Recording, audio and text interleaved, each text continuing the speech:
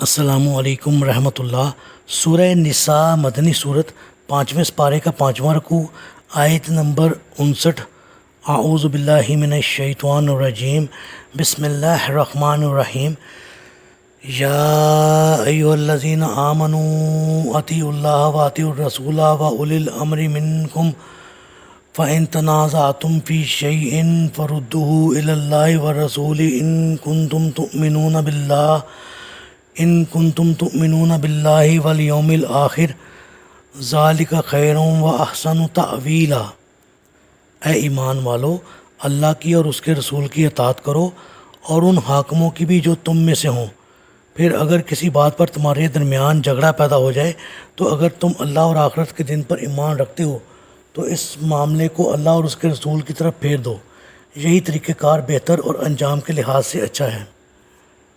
جی، امیر یا حاکم کی اطاعت کس قدر ضروری ہے اور کن حالات میں ضروری ہے، اس کے لیے احادیث ملاحظہ فرمائیں۔ ابو ہریرہ رضی اللہ تعالیٰ عنہ کہتے ہیں کہ آپ صلی اللہ علیہ وآلہ وسلم نے فرمایا، جس نے میری اطاعت کی اس نے اللہ کی اطاعت کی، اور جس نے میری نافرمانی کی اس نے اللہ کی نافرمانی کی۔ عبداللہ بن عمر رضی اللہ تعالیٰ عنہ سے روایت ہے کہ آپ صلی اللہ علیہ وآلہ وسلم نے فرمایا، ہر شخص پر امیر کا حکم سننا اور اسے ماننا فرض ہے، خواہ اسے پسند ہو یا ناپسند، جب تک کہ اسے گناہ کا حکم نہ دیا جائے، اور اگر اسے اللہ کی نافرمانی کا حکم دیا جائے تو پھر نہ ایسے حاکم کو سننا لازم ہے اور نہ اس کی اطاعت۔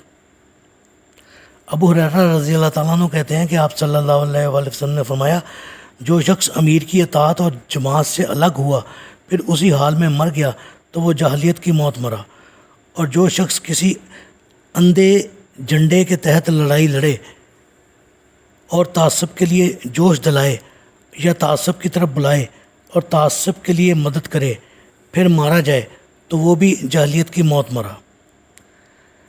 حارث رضی اللہ تعالیٰ عنہ کہتے ہیں کہ آپ صلی اللہ علیہ وآلہ وسلم نے فرمایا، میں تمہیں 5 باتوں کا حکم دیتا ہوں جن کا اللہ نے مجھے حکم دیا ہے: امیر کا حکم سننا اور اطاعت کرنا، جہاد کرنا، ہجرت کرنا اور جماعت سے چمٹے رہنا، کیونکہ جو شخص باشت بھر بھی جماعت سے الگ ہوا اس نے اسلام کا پٹا اپنی گردن سے اتار پھینکا، الا یہ کہ وہ واپس آئے۔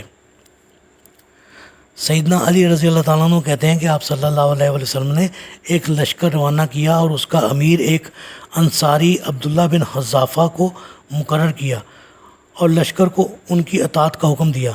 وہ امیر ان سے کسی بات پر خفا ہو گیا اور ان سے پوچھا کہ یا رسول اللہ صلی اللہ علیہ وآلہ وسلم نے تمہیں میری اطاعت کا حکم نہیں دیا تھا؟ وہ کہنے لگے، کیوں نہیں؟ امیر نے کہا، اچھا تو ایندھن جمع کرو اور آگ جلاؤ اور اس میں داخل ہو جاؤ۔ انہوں نے لکڑیاں جمع کی اور آگ جلائی، اور جب داخل ہونے کا ارادہ کیا تو ایک دوسرے کی طرف دیکھنے لگے۔ کسی نے کہا، ہم نے رسول اللہ صلی اللہ علیہ وآلہ وسلم کی اطاعت ہی اس لیے کی ہے کہ آگ سے بچ جائیں، تو کیا ہم آگ میں داخل ہوں؟ اتنے میں آگ بجھ گئی اور امیر کا غصہ بھی ٹھنڈا ہو گیا۔ اس بات کا ذکر آپ صلی اللہ علیہ وآلہ وسلم سے کیا گیا تو آپ نے فرمایا، اگر تم آگ میں داخل ہو جاتے تو اس سے کبھی نہ نکلتے۔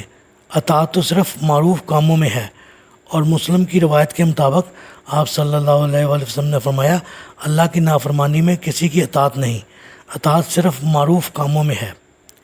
آپ صلی اللہ علیہ وآلہ وسلم نے فرمایا، عنقریب فتنے فساد ہوں گے، تو جو اس امت کے معاملے میں تفرقہ ڈالے جب وہ متحدہ ہو۔ اور ایک روایت میں ہے کہ جماعت کا کسی ایک شخص پر اتحاد اور اتفاق ہو اور وہ شخص تمہاری جمعیت میں پھوٹ ڈالنا چاہے تو اس کی گردن اڑا دو، خواہ وہ کوئی ہو۔ اللہ تعالیٰ سے دعا ہے اللہ تعالیٰ ہمیں ان باتوں پر عمل کرنے کی توفیق عطا فرمائے اور ہمارا خاتمہ ایمان پر فرمائے، آمین۔